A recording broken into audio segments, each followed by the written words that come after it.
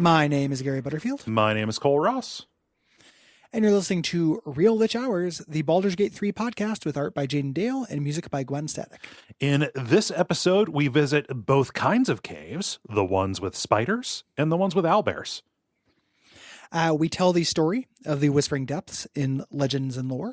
We size up size classes in Sage Advice. Dive into the ecology of owlbears in the Fiend Folio. We talk about that owlbear cub and find familiar little dipshit. Little dum-dum. And then finally, read a letter from the forum. Yeah. We're going spelunking today. Not down into, we're not going for the big payday with the Underdark, but there are some caves.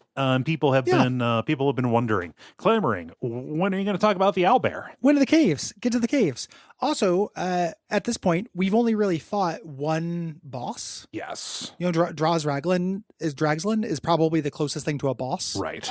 That we fought. You know, Minthara is tough. Like, their characters are tough. But there are two boss monsters in caves, explicit boss monsters. The way I'm signifying that are characters who get additional legendary actions in honor mode, which these characters do. Yeah. Yeah. And, you know, we had to do these in kind of a weird little order because they're kind of both miniature events. Yes. So we lumped them together for now. Yeah. And they're tough. Like, if you go into the owlbear cave right away, you're probably going to get rolled. So yeah, it's a level 3 minimum, level 4 to be safe thing. The spider thing's level 4 minimum, level 5 to be safe, yes. I would say. Yeah. Obviously, you can cheese it and do it earlier than that. The first up, we're going to talk about the Owlbear Cave. Yeah, this is kind of a little ways down the hill from where you found those absolute cultists as you were on the road out of the Druid Grove.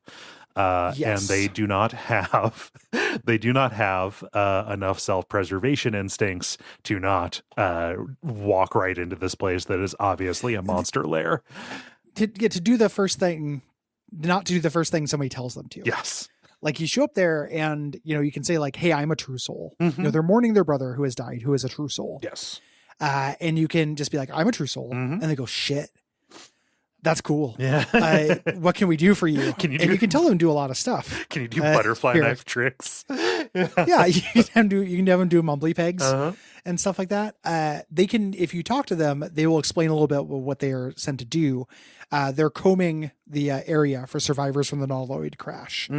And you can just say, hey, keep doing that. And I think they just disappear. Okay. You can send them back to the Goblin Outpost, which they'll be there for regardless of how that works out. But you can also say, hey, you got to avenge your brother. And there's an owlbear here. We have to fight him. Yeah. And that makes it a lot easier just having two bodies. Yeah. This makes sense. I didn't tell them to do that. I think I told them to run, get away while they can. Well, it's an evil thing to do. Yeah. They're very likely to die. Yes. Yeah. But you go in here and your survival checks are going off like a ping pong or like a pinball table. About this, you know, and you can even just look and see them are owlbear tracks we got here. Yes. Yeah. Very much so. And what's cool about this is an owlbear is a tough monster, a big signature D&D monster, but they give you one that has already been wounded. Yeah. This guy who came in there, he stabbed it, and he has with him the handle of a spear. Yes. You can pick this up. When you get there, the owlbear will give you a wide berth. It'll get hostile if you come too close, but you can talk to it. Yes.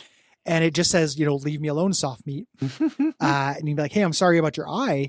And it can be like, you know, fuck you. Yeah. Well, I don't need eyes to kill you. Like, well, the I'm sorry about your eye thing is very cool because I ran into this on my previous character. I did not allow Volo to do frontier surgery on me. Let's say. Yeah. So this is interesting. That is only an option if you have had your eye taken out. You can say like, "Hey, I know from experience that's got to be painful, right?" He's like, "Fuck you! I will eat you!" Like, yeah, the hell did you